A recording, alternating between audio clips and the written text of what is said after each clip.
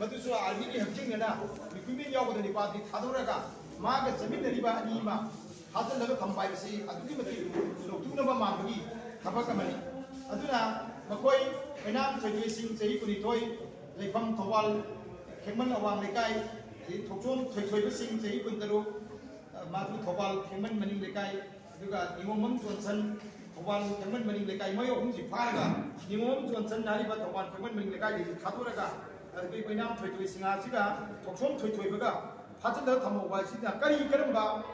भारत सरकार की अमदी central security forcing की धर्मा हाइबसिने हम यामना हंगाई वरी सब मानन मी हम फारगा मी अमा अदुसु आर्मी यावचकिबा मी अमा फाजल थमे हाइदादी मदुना कोइदा आर्मी की प्रेस्टीज सोकने हाइबि मानदगी आर्मी की रिक्रूटमेंट यावदबनि पाकिंग यावदनि पाजी थादोरगा मागा जमीन नैबानी द फाजल थंबाइसे मसी मसीदा लोक्तुनबा की खुदम अकोइना मयाम चिंगनै मसीना मरम Odna ngaraangdagi mitai nahani phagre khangabnina khangabawda india government na akogi home minister ki side tagi natraga central security forcing na tuminna leibai se masi yamna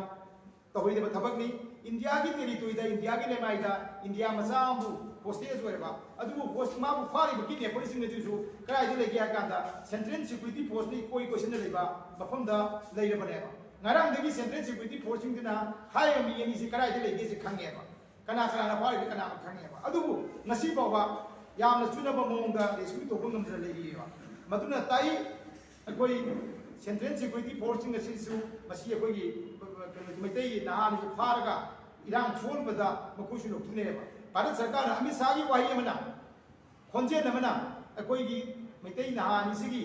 punsi kan masira la ngameba adubu huji phawa अदुम positive ओइबा concrete ओइबा वाफम मत लोकदबा सेन अकोगी मणिपुर की security adviser ना DGP ना मागी मथौ दाबा एडवाइस पीदना